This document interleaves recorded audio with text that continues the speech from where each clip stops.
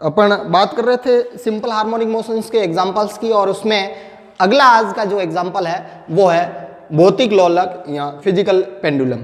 ठीक है, इसमें हम लोगों के पास एक ऐसी फिजिकल बॉडी है, जैसे मान लो ये डस्टर हो सकता है, या कोई जैसे मान लो ये पानी का बोतल हो सकता है, ये यहाँ पे मान लो ये ऐसे लटका हुआ था और इसको मैंने यहाँ से ऐसे थीटा एंगल पर ले जा करके छोड़ा, तो ये ऐसे यहाँ से दोलन करेगा। तो ये जिस पॉइंट के सापेक्ष बंधा हुआ है उस पॉइंट के अराउंड ये इसके इस तरफ और इस तरफ दोलन करेगा, ये इसकी मीन पोजीशन होगी। क्लियर? तो ये एक इस प्रकार का फिजिकल पेंडुलम है जिसमें ये सेंटर ऑफ मास है इसका, और ये वाला पॉइंट है जो किसी दृढ़ आधार से, या ये वाला सिरा है जो किसी दृढ़ आधार से बंधा हुआ है। अब ये यहाँ से बंधे हुए बिंदु से इसके सेंटर ऑफ मास का जो डिस्टेंस है या इनके बीच की जो दूरी है वो x है। क्लियर? और ग्रेविटेशन फोर्स हमेशा सेंटर ऑफ मास से नीचे की तरफ लगेगा, और ये जो ग्रेविटी फोर्स है वो इस पेंडुलम को या इस फिजिकल पेंडुलम को इस तरफ लाएगा, और फिर इधर जाएगा तो वापस ग्रेविटी फोर्स इधर लगेगा, वो इधर लाएगा, और ये रिस्टोरिंग फोर्स का काम करेगा। यहां में ये देखना है कि इसको ये जो घुमा करके इस तरफ ला रहा है वो बलागुण कितना है। तो अपन बात कर रहे हैं यहाँ पे इस पे लगने वाले बलागुण की। तो इस पे लगने वाला बलागुण होगा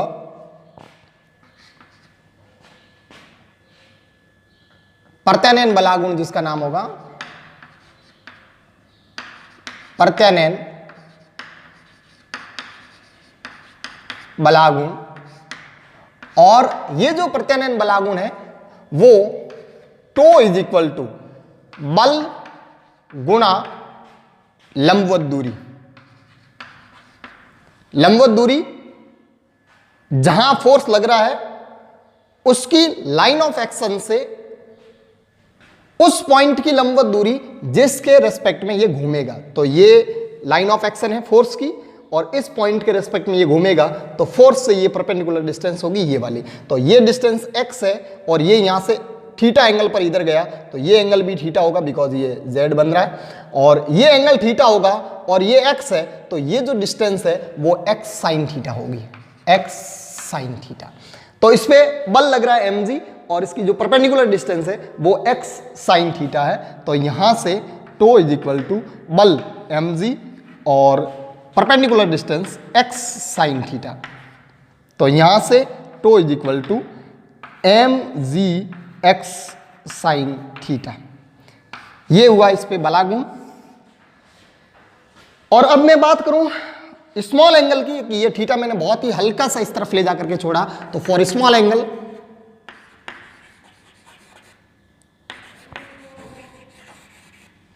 स्मॉल एंगल के लिए हम लोग जानते हैं साइन थीटा की जो वैल्यू होती है वो अप्रोक्सीमेटली थीटा के इक्वल होती है। तो इस फॉर्मूले में ये जो समीकरण 1 है, इस समीकरण 1 में हम लोग ये अप्रोक्सीमेशन यूज करें तो हमारे पास बलागुण आ जाएगा टो is equal to mg x sine theta को थीटा लिख दिया, ये आया आपका बलागुण। क्लियर? अब हम लोग ये इस पॉइंट के रेस्पेक्ट में घूम रहा है ये पूरा फिजिकल बॉडी, तो इस फिजिकल बॉडी का इस पॉइंट के रेस्पेक्ट में मोमेंट ऑफ इनर्शिया कितना होगा। तो यहां पे इस पॉइंट के रेस्पेक्ट में इसका जो मोमेंट ऑफ इनर्शिया है वो ICM है, यानी सेंटर ऑफ मास से गुजरने वाला जो इसका ज्योमेट्रिकल एक्सिस है उसके रेस्पेक्ट में इसका मोमेंट ऑफ इनर्शिया मान लें ICM है। ठीक है, यहाँ पे मैं इसको ICM से डिनोट कर देता हूँ कि इस पॉइंट के रिस्पेक्ट में इसका मोमेंट ऑफ इनर्शिया ICM है। तो इस पॉइंट के रिस्पेक्ट में इसका मोमेंट ऑफ इनर्शिया कितना होगा, तो वो पैरेलल एक्सिस की थ्योरम से आएगा। तो नेक्स्ट पॉइंट में यहां से यूज करूंगा घूर्णन बिंदु के सापेक्ष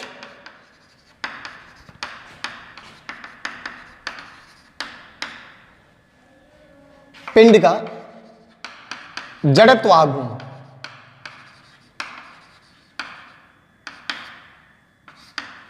तो घूर्णन बिंदु के सापेक्ष पिंड का जड़त्व आघूर्ण होगा I is equal to ICM centre of mass से गुजरने वाले एक्स के सापेक्ष जड़त्व आघूर्ण प्लस m x स्क्वायर, जहां x सेंटर ऑफ मास से घूर्णन बिंदु की परपेंडिकुलर डिस्टेंस है, ये दो पैरेलल एक्सिस हो जाएंगे। तो ये समांतर अक्षों के प्रेम्य से आया, समांतर अक्षों की प्रेम्य से।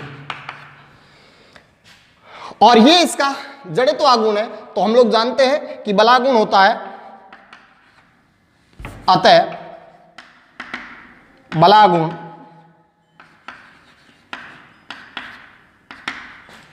टो is equal to I alpha. ये हमारा नेक्स्ट इक्वेशन हो गया। तो ये इक्वेशन 1, तो ये हमारे लिए इक्वेशन 2 हो गया, और ये हमारे लिए इक्वेशन 3 हो गया। ठीक है, तो हम लोग यहां पे बात करेंगे कि समीकरण 2 और समीकरण 3 की अगर अपन कंपैरिजन करें या इनकी आपस में तुलना करें, तो यहां से हम कहेंगे समीकरण 2 एवं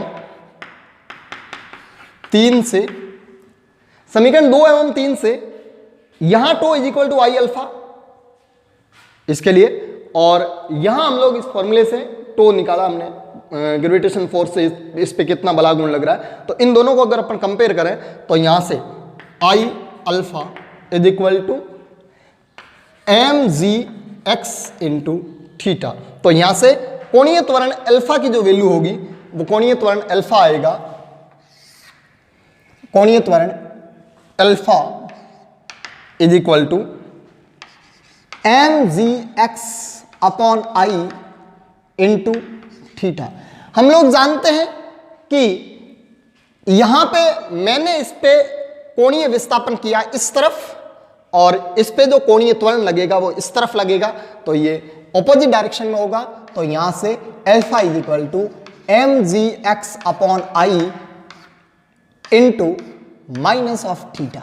ये कोणीय त्वरण का फॉर्मूला आया, और यहां से हम लोग जानते हैं, यहां से हम लोग ये कह सकते हैं, अतः alpha proportional to minus of theta.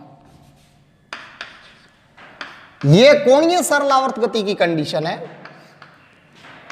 यहां से हम लोग कहेंगे कि ये कोणीय सरलावर्त गति की कंडीशन है, अतः ये पिंड कोणीय सरलावर्त गति कर रहा है। तो यस, ये हम लोग बात कर रहे हैं कि ये कोणीय सरलावर्त गति की शर्त है, अतः कोणीय सरलावर्त गति से, अतः कोणीय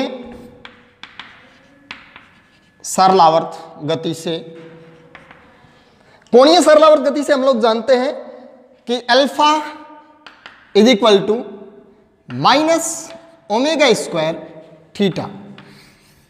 ये समीकरण आ गई। आपने पहले समीकरण 3 तक देखा था, ये समीकरण 4 है और ये समीकरण 5 है। अब ये कोणीय सरलावर्त गति की समीकरण को फुलफिल कर रहा है, उसकी शर्त को फुलफिल कर रहा है, तो हम लोग इस इक्वेशन की तुलना कर सकते हैं कोणीय सरलावर्त गति की समीकरण से। और यहां पे अगर तुलना करें तो ये कोणीय त्वरण, माइनस की जगह माइनस आ जाएगा, थीटा की जगह थीटा। ये जो कांस्टेंट है वो कांस्टेंट हमारे लिए कोणीय आवर्ती ओमेगा हो जाएगा। तो हम लोग यहां से बात करेंगे कोणीय आवर्ती ओमेगा, कोणीय आवर्ती, और कोणीय आवर्ती ओमेगा की अगर वैल्यू निकाले तो ओमेगा स्क्वायर इक्वल टू है m g x upon I के, और यहां से ओमेगा आएगा under root of m g x upon I, और ये कोणीय आवर्ती आई। और अब अपन आवर्तकाल की बात करें तो आवर्तकाल आएगा, आवर्तकाल t is equal to 2 pi upon omega, और ओमेगा की अगर वैल्यू पुट करें तो हमारे पास यहाँ आवर्तकाल का फॉर्मूला आ रहा है t is equal to 2 pi, और ओमेगा की जगह इसको उल्टा करके यहाँ लिख देंगे तो i upon m g x. ये आवर्तकाल का सूत्र है 2 pi under root I upon m g x. तो हम एक भौतिक लोलक को एक उदाहरण लेते हैं। हमारे पास एक छड़ है जिसकी लंबाई L है और इसका द्रव्यमान m है। इस छड़ को हम लोगों ने ऐसे रखा और ऐसे रख करके यहां से L/4 नीचे यहां पे पिन लगाई और पिन लगा करके इसको यहां पे दीवार में ठोक दिया। अब यहां पे ये इस पिन के रेस्पेक्ट में ऐसे दोलन कर रहा है, तो हमें देखना है कि इसका दोलन काल कितना होगा। तो हमारे पास किसी भी भौतिक लोलक के दोलन काल का जो सूत्र होता है वो फॉर्मूला होता है T is equal to 2 pi under root I upon m g into x, जहां आई घूर्णन बिंदु के सापेक्ष उसका जड़त्व आघूर्ण है और x घूर्णन बिंदु से सेंटर ऑफ मास की डिस्टेंस है। तो यहां पे जहां हम लोग कह सकते हैं I घूर्णन बिंदु के सापेक्ष, घूर्णन बिंदु के सापेक्ष जड़त्व आघूर्ण है, जड़त्व आघूर्ण, और x घूर्णन बिंदु से द्रव्यमान केंद्र की दूरी, घूर्णन बिंदु से द्रव्यमान केंद्र की दूरी, x है घूर्णन बिंदु से द्रव्यमान केंद्र की दूरी। तो यहां पे इसका सेंटर ऑफ मास के रेस्पेक्ट में जो जड़त्व आघूर्ण है उसकी जो वैल्यू है वो आएगी I is equal to ICM, या घूर्णन बिंदु के सापेक्ष जड़त्व आघूर्ण की value I is equal to ICM plus mx square. तो फर्स्ट ऑफ ऑल x की वैल्यू कितनी है यहां पे, तो यहां ICM की वैल्यू ml स्क्वायर बटे 12 प्लस m, और x की वैल्यू ये यहां से लेकर के यहां की डिस्टेंस, ये वाला x होगा ये। तो आपको पता है ये L लंबाई की छड़ है, तो ये L/2 पर सेंटर ऑफ मास होगा, और L/2 पर सेंटर ऑफ मास है तो ऊपर से L/4 नीचे पिन लगी हुई है, तो यहां से सेंटर ऑफ मास से पिन की दूरी x भी L/4 होगा। तो यहां से x की वैल्यू L/4, तो L/4 का होल स्क्वायर। क्लियर। तो यहां से जो I की जो वैल्यू आएगी वो I की वैल्यू आएगी ml स्क्वायर बटे 12 प्लस ml स्क्वायर बटे 16, और इसको हम लोग सॉल्व करते हैं तो यहां से ml स्क्वायर बटे 4 मैंने कॉमन लिया, तो यहां से 1/3 प्लस 1/4, और यहां से ये हो जाएगा 7/4, 7/12 इंटू 4 ml स्क्वायर, और यहाँ से जो इसकी वैल्यू आएगी वो 7 ml स्क्वायर बटे 48। ये जड़त्व आघूर्ण आएगा इस बिंदु के सापेक्ष। और अब हम लोग आवर्तकाल की बात करें तो आवर्तकाल के फॉर्मूले में x और I दोनों के सूत्र वैल्यू रख देंगे, तो t is equal to 2 pi under root, 2 pi under root, I की जगह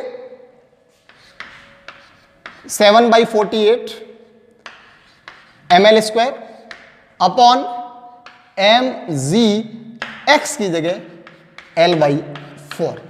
अब जो कट रहा है उसको काटेंगे हम लोग, तो यहां से m कैंसिल हो रहा है, एक L से एक L कैंसिल होगा, और फिर आगे देखते हैं हम लोग क्या आएगा यहां से,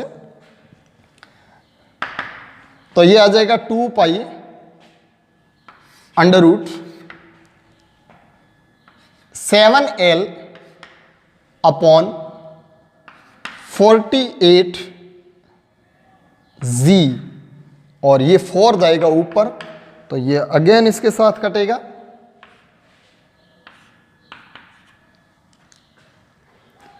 तो यहां से अच्छा ये हो जाएगा 4 इंटू 3, तो 4 अंडर रूट से बाहर आ जाएगा 2, 2 से 2 वो भी कैंसिल हो जाएगा, तो ये हो जाएगा पाई अंडर रूट 7L/3G।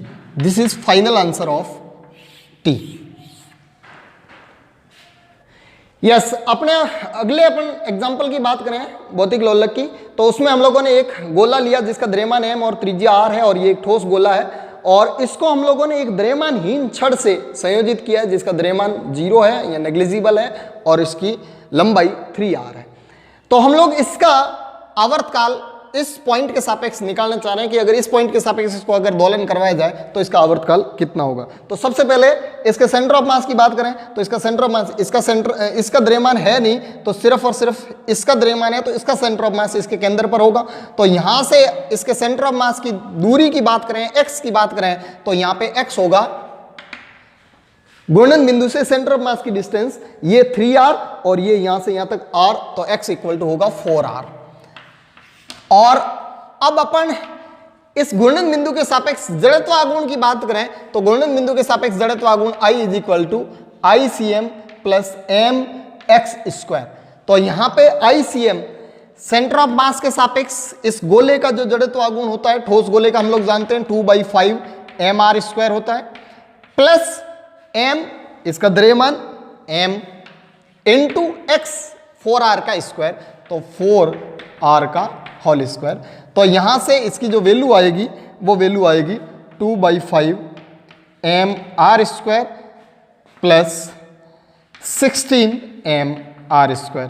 तो यहां से इसको सॉल्व करते हैं तो 2/5 प्लस 16 mr², और यहां से इसको आगे सॉल्व कर रहे हैं तो ये हो जाएगा 82/5 mr²।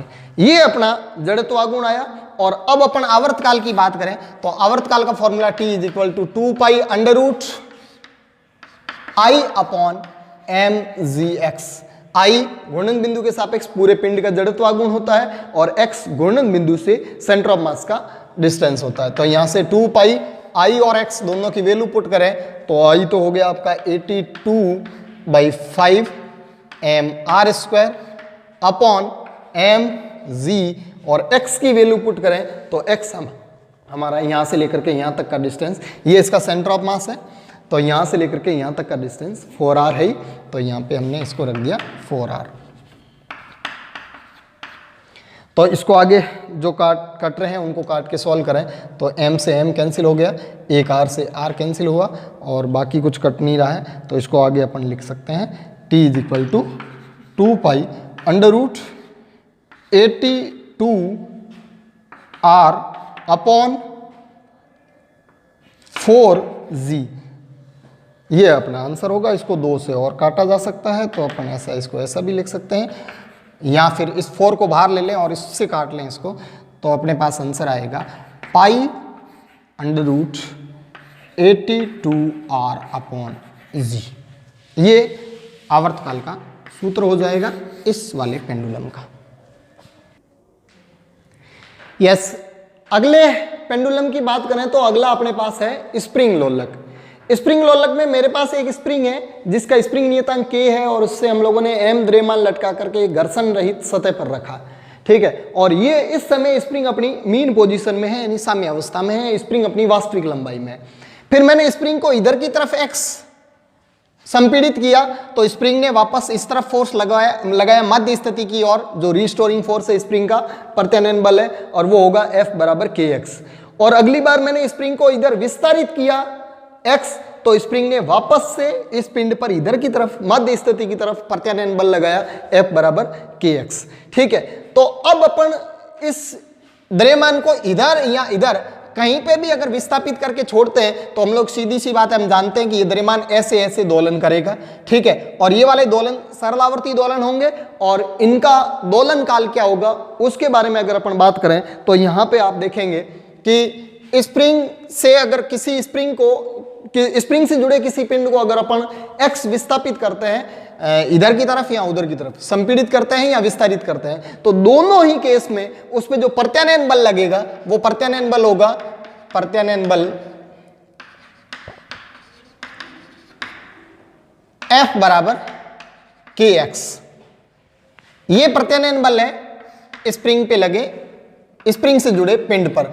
और हमें ये पता है कि हमने x इधर विस्थापित किया तो बल इधर लगेगा और x उधर विस्थापित किया तो बल इधर लगेगा, तो यहाँ पे विपरीत दिशा को शो करने के लिए मैं माइनस ले सकता हूँ, F इक्वल टू माइनस के एक्स। तो अगर अपन त्वरण की बात करें तो यहाँ पे त्वरण होगा A is equal to f upon m, f की वैल्यू इसमें पुट करूं तो त्वरण का फॉर्मूला आएगा माइनस के एक्स अपॉन एम। तो यहां से आपका त्वरण आया A is equal to k upon m into minus of x.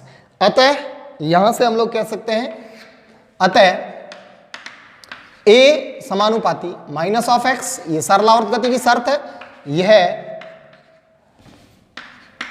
सरलावर्त गति की शर्त है।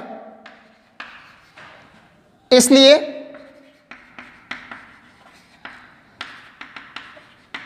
सरलावर्त गति के समीकरण से त्वरण A इज इक्वल टू होता है माइनस ओमेगा स्क्वायर एक्स।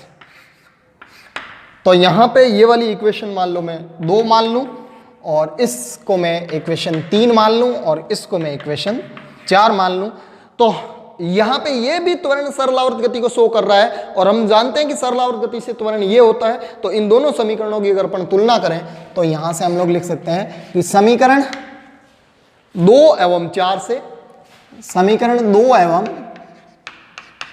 4 से हमारे पास त्वरण का, हमारे पास जो कंपैरिजन आ रहा है उसमें कोणीय आवर्ती ओमेगा स्क्वायर इक्वल टू आ रहा है के अपॉन एम। तो 2 एवं 4 से कोणीय आवर्ती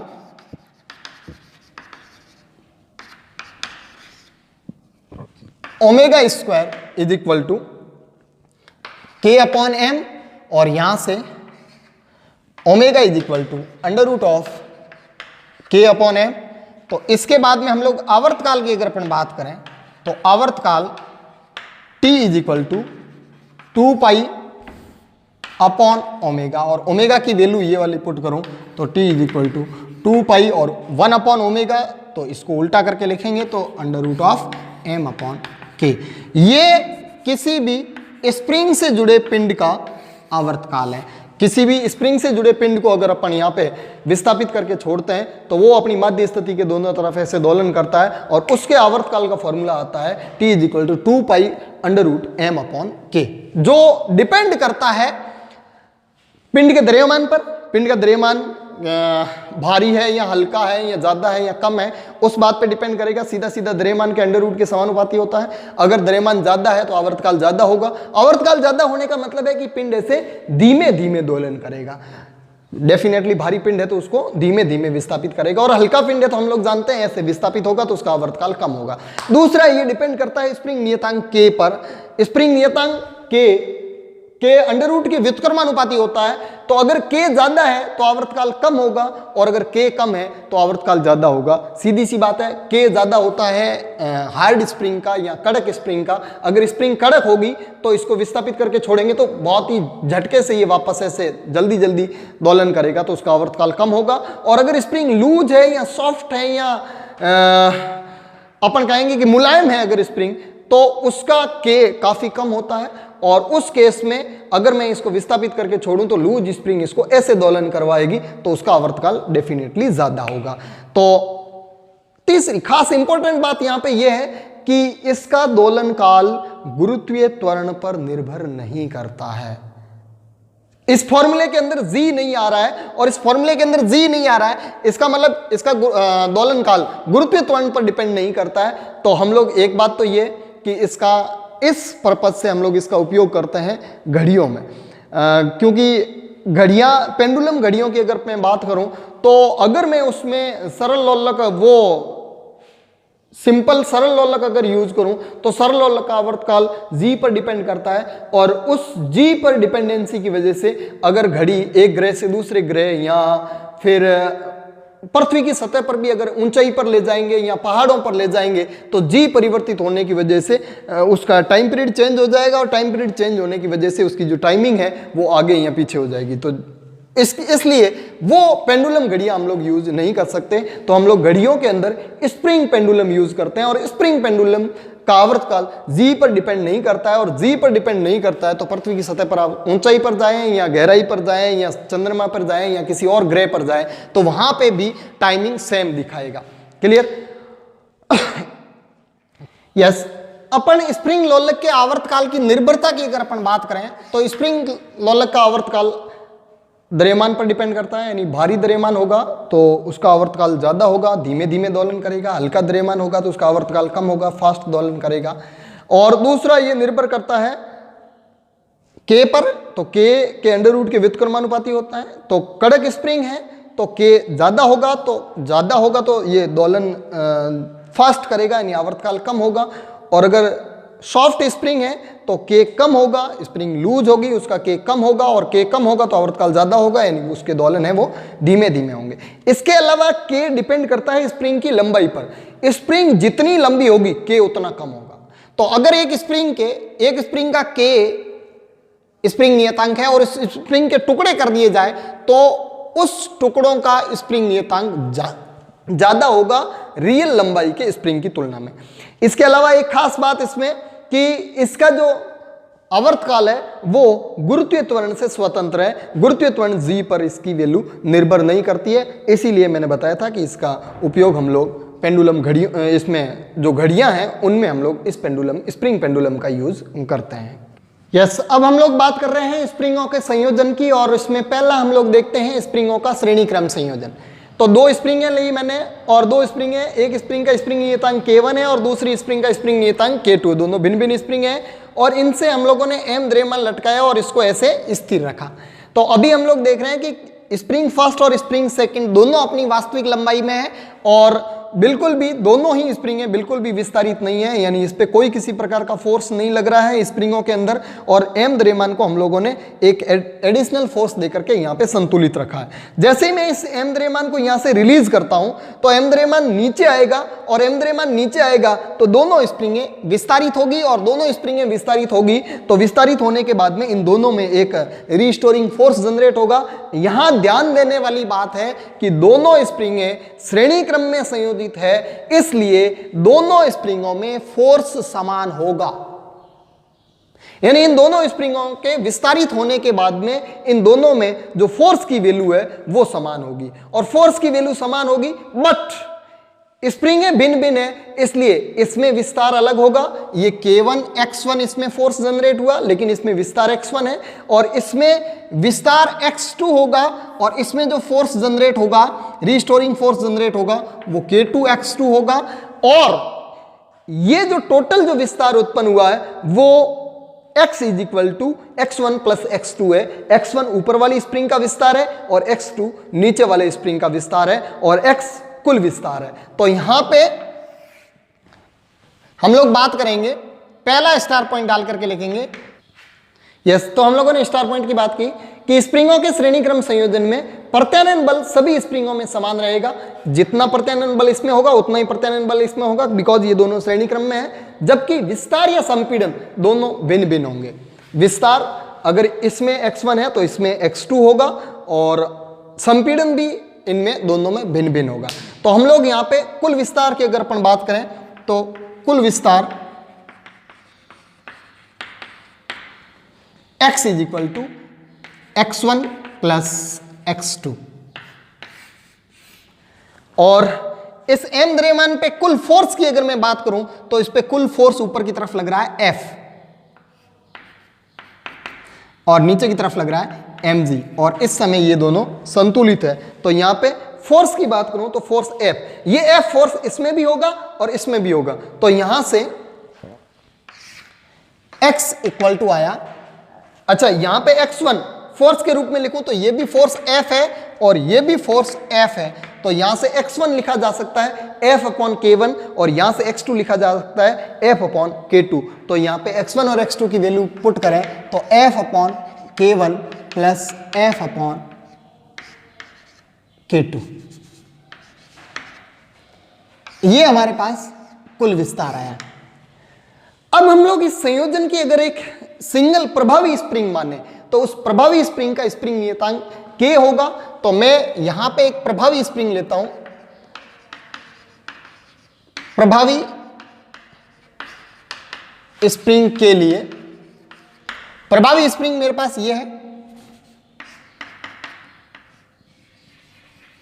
जो दोनों स्प्रिंगें मिलकर के काम कर रही है वैसी ये अकेली स्प्रिंग काम करेगी। यानी कहने का मतलब ये हुआ कि अगर इस स्प्रिंग से m द्रव्यमान लटकाऊं जिसका स्प्रिंग नियतांक Ks है, S फॉर सीरीज Ks है, ठीक है, तो यहां ये दोनों स्प्रिंगें मिलकर के इस m द्रव्यमान से जुड़ी हुई है, और अगर मैं m द्रव्यमान को यहां से छोड़ूं तो x विस्तारित हो रहा है और इस पे ऊपर की तरफ फोर्स F लग रहा है जो mg को बैलेंस कर रहा है। तो ये वही द्रव्यमान है, इसको भी अगर मैं छोड़ूं तो इसमें भी विस्तार x उत्पन्न होना चाहिए और उस दौरान इसमें भी इतना ही बल लगना चाहिए जो इस mg को संतुलित कर रहा हो। तो यहाँ पे इसको छोड़ने के बाद में ये यहाँ से विस्तारित होगी x, तो ये यहाँ पे ऐसे लिख दिया मैंने m, और इसमें जो विस्तार उत्पन्न हुआ वो x है। ये x एग्जैक्टली इतना ही होगा जो इस संयोजन का है। तो यहां पे इस केस में इस पे ऊपर की तरफ फोर्स लग रहा है F और नीचे की तरफ फोर्स लग रहा है mg, और ये यहां पे बैलेंस है, और इसमें जो F फोर्स लग रहा है वो Ks इंटू x होगा।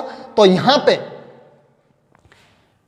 जो F की वैल्यू है वो Ks इंटू x है। तो ये वाली वैल्यू अगर मैं यहां पे पुट करूं तो यहां से इस समय यहां से x कितना आएगा, तो ये पहले बात तो ये समीकरण 1 होगी, और यहां से मैं लिखूं F बराबर Ks इंटू x, तो यहां से x की जो वैल्यू आ रही है वो F अपॉन Ks है। तो ये समीकरण 2 होगी, और समीकरण 2 से F की वैल्यू या समीकरण 2 से x की वैल्यू f के पदों में और ks के पदों में अगर यहां पे रखी जाए, समीकरण 1 एवं 2 से, समीकरण 1 एवं 2 से देखिए, समीकरण 2 से x की वैल्यू आएगी f अपॉन ks, और समीकरण 1 से x की वैल्यू आ रही है f upon k1 plus f upon k2। तो यहां से f दोनों तरफ कॉमन आके कट जाएगा, तो 1 upon ks is equal to 1 upon k1 plus ये स्प्रिंगों के श्रेणी क्रम संयोजन का तुल्य स्प्रिंग नियतांक है। और अब हम लोग आगे बात करें तो जैसे मान लो मैं ये तो 2 स्प्रिंगें कनेक्ट की मैंने सीरीज में, अब मैं अगर n स्प्रिंगें कनेक्ट करता हूं तो n स्प्रिंगों के लिए फॉर्मूला क्या होगा, यदि n स्प्रिंगें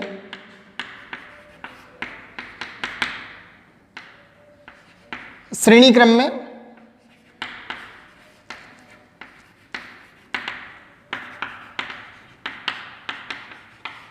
संयोजित हो, तो अगर n स्प्रिंग श्रेणी क्रम में संयोजित हो तो यह सूत्र बनेगा 1 upon ks is equal to 1 upon k1 plus 1 upon k2, और ये 1 अपॉन kn तक जाएगा। ये स्प्रिंगों के श्रेणी क्रम संयोजन की बात हुई। और अब अगर स्प्रिंगें श्रेणी क्रम में संयोजित करके किसी पिंड को अगर दोलन करवाया जाए तो उस दोलन का जो आवर्त काल होगा उसकी अगर मैं बात करूं, यहां से t is equal to 2 pi under root m upon ks लिखा जाएगा। सीरीज का तुल्य स्प्रिंग नियतांक लिखा जाएगा कि अगर मैं 2 या 2 से अधिक स्प्रिंगों को श्रेणी क्रम में संयोजित करके m द्रव्यमान को अगर दोलन करवाऊं तो उसका जो सीरीज कॉम्बिनेशन का जो तुल्य ks है वो इस फॉर्मूले में यूज होगा, और ये पिंड के आवर्तकाल का सूत्र बनेगा। तो नेक्स्ट हम बात करें स्प्रिंगों के समांतर क्रम संयोजन की। 2 स्प्रिंगें ली मैंने, एक का स्प्रिंग नियतांक k1, एक का स्प्रिंग नियतांक k2, दोनों भिन्न भिन्न स्प्रिंग हैं, और इनसे मैंने एक कॉमन द्रव्यमान m लटकाया। तो अभी मैंने इसको दोनों स्प्रिंगों को अपनी मध्य स्थिति में रखा है, यानी अपनी वास्तविक लंबाई में रखा है, और इस m द्रव्यमान को किसी एक्सटर्नल फोर्स से हमने स्थिर रखा है। अब जैसे ही मैं इस m द्रव्यमान को छोड़ता हूं तो ये m द्रव्यमान नीचे जाता है, तो ये m द्रव्यमान जितना नीचे जाएगा उतना ही विस्तार इस स्प्रिंग में उत्पन्न होगा और उतना ही विस्तार इस स्प्रिंग में उत्पन्न होगा। यानी ये दोनों स्प्रिंगें आपस में कंस्ट्रेंड है कि कितना विस्तार होगा ये एक दूसरे पर डिपेंड करेगा। जितना एक में होगा 100% उतना ही दूसरे में होना पड़ेगा, लेकिन दोनों का स्प्रिंग नियतांक अलग अलग होने के कारण इसमें जो फोर्स उत्पन्न होगा वो अलग होगा और इसमें जो फोर्स उत्पन्न होगा वो अलग होगा। तो यहाँ पे जो नेट फोर्स जो इस m द्रव्यमान पे लग रहा है वो F1 प्लस F2 लग रहा है, दोनों का अलग अलग लग रहा है, और वो दोनों F1 प्लस F2 मिलकर के mg को बैलेंस कर रहे हैं। तो हम लोगों ने यहाँ पे लिखा है, ये बहुत ही अच्छा पॉइंट है कि स्प्रिंगों के समांतर क्रम संयोजन में सभी स्प्रिंगों में विस्तार या संपीड़न समान होगा। क्यों? क्योंकि दोनों स्प्रिंगें बराबर नीचे जाएगी और बराबर ऊपर जाएगी, क्योंकि एक ही कॉमन पिंड इनसे जुड़ा हुआ है। तो विस्तार और संपीड़न समान होगा, तो x दोनों में समान है और k1 और k2 अलग अलग है, तो डेफिनेटली दोनों का जो फोर्स है प्रत्यानयन बल वो भिन्न भिन्न होगा, एक का k1x और दूसरे का k2x। तो इस m द्रव्यमान के पिंड पर जो नेट जो प्रत्यानयन बल लग रहा है, कुल प्रत्यानयन बल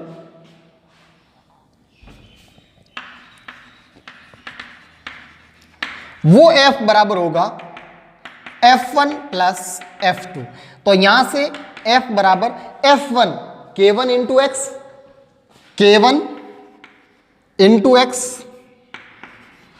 plus F2 K2 into x. तो यहां से F की जो वैल्यू आई वो K1 plus K2 into x. अब मैं ये समीकरण 1 दे दूं इसका नाम, और अब मैं बात करूं कि अगर इस स्प्रिंग के तुल्य या इस स्प्रिंग संयोजन के तुल्य कोई अगर दूसरी स्प्रिंग ली जाए तो उसके लिए क्या होगा। तो हम लोग देखते हैं प्रभावी स्प्रिंग के लिए, प्रभावी स्प्रिंग के लिए या तुल्य स्प्रिंग के लिए, इसको तुल्य स्प्रिंग भी बोला जा सकता है। तो तुल्य स्प्रिंग अगर लूं तो यहां पे मेरे पास वही एक स्प्रिंग है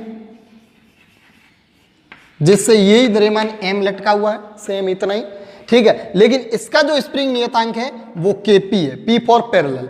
अब मैं इसको छोड़ूं द्रव्यमान को तो ये स्प्रिंग डेफिनेटली विस्तारित होगी, लेकिन विस्तारित ठीक उतनी ही होनी चाहिए जितना ये संयोजन विस्तारित हुआ। यानी m द्रव्यमान को छोड़ने पर जितना ये m द्रव्यमान नीचे आया उतना ही उसमें नीचे आना चाहिए, तभी ये वो वाली स्प्रिंग इस पूरे संयोजन की तुल्य होगी।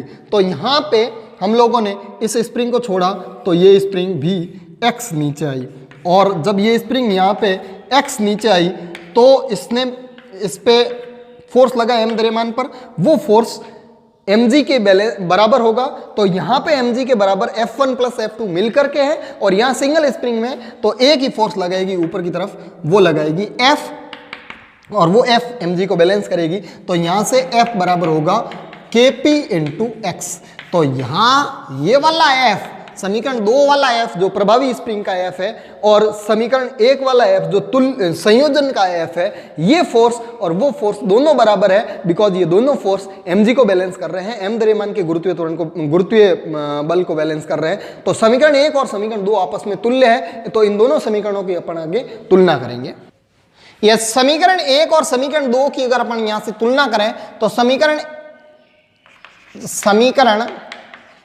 1 एवं 2 से, तो समीकरण 1 से और 2 से क्या f की वैल्यू क्या आ रही है, Kp इंटू एक्स, ये समीकरण 2 से हुआ, और समीकरण 1 से K1 plus K2 into x, x दोनों में विस्तार समान है, तो यहां से जो Kp का फॉर्मूला आया वो K1 प्लस K2 जैसा आया, ठीक है। यदि n स्प्रिंग अगर समांतर क्रम में संयोजित हो, तो यदि n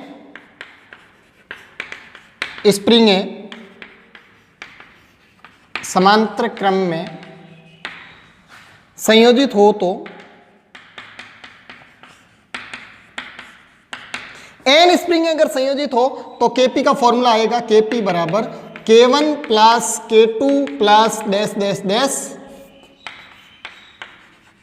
Kn। तो हम लोगों ने यहां पे एक ओवरव्यू डिस्कस किया कि स्प्रिंगों का श्रेणी क्रम संयोजन ठीक प्रतिरोधों के समांतर क्रम संयोजन जैसा होता है, जबकि स्प्रिंगों का समांतर क्रम संयोजन ठीक प्रतिरोधों के श्रेणी क्रम संयोजन जैसा होता है। क्लियर?